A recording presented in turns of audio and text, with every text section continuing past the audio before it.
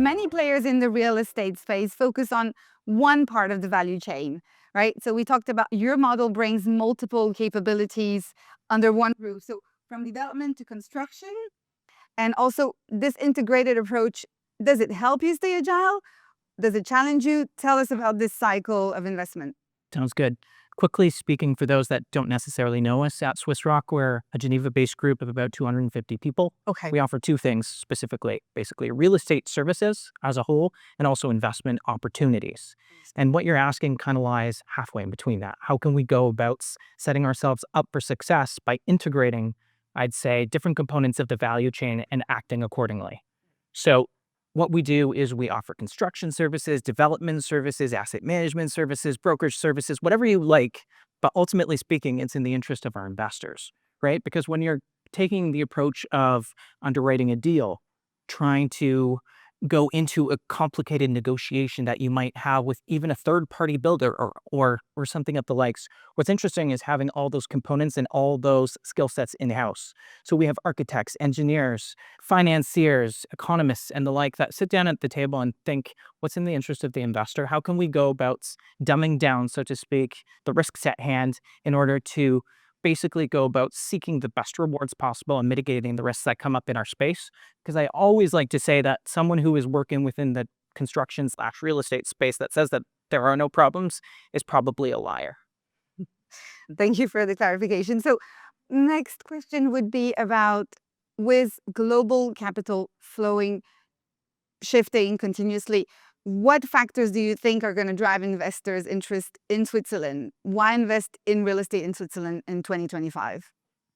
Good question. I think first and foremost, Switzerland has always been an interesting place to invest when it comes to real estate. Very, very stable market throughout, but maybe 3 points to address the question at hand. First, the financial landscape, super interesting. I mean, where else on earth can you finance or lock into interest rates, starting with the number one, sometimes even the number zero? Not many. Second, demographically speaking, very interesting place to be right now. We were 8 million a few years ago. We're 9 million today. We're going to be 10 million in a few years down the road. What does that end up doing? It ends up shaking up basically some of the neighborhoods and dynamics that go about. Just think, for instance, at the Seva here locally in Geneva, what it did is it brought about basically new nucleuses that gravitated around those train stations. And those are areas that are ripe for development from a commercial perspective, from a residential perspective, and even more broadly too, from an industrial perspective. So that's item number 2.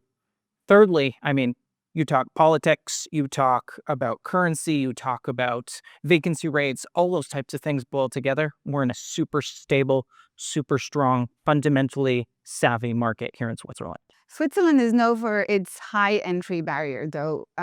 So in real estate, especially. So whether it's regulatory or pricing related, in your view, what makes these challenges manageable, and how can investors position themselves to succeed here? Firstly, I would say that those high barriers to entry are actually very, very compelling.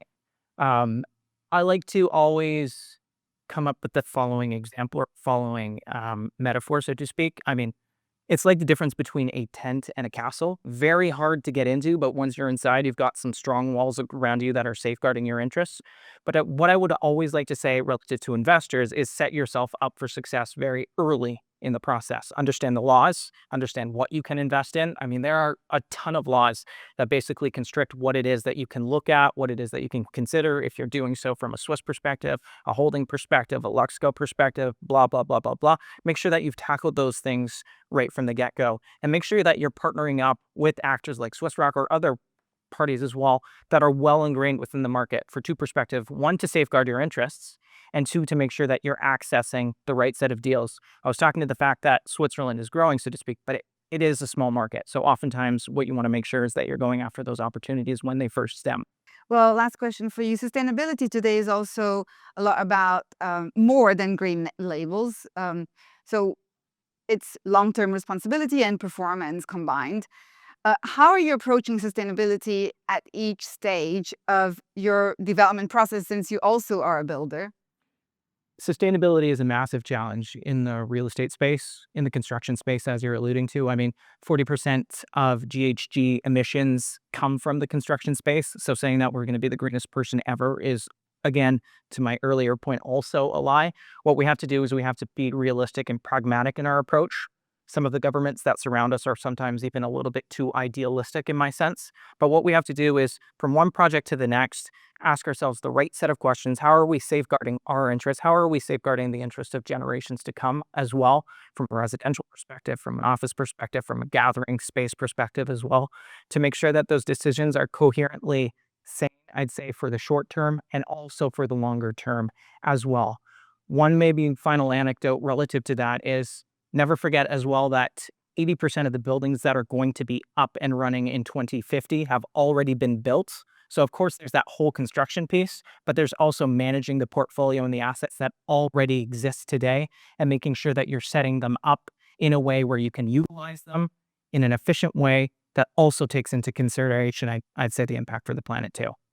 Thank you, Harrison. You're very welcome. Thank you so much for your time. My pleasure.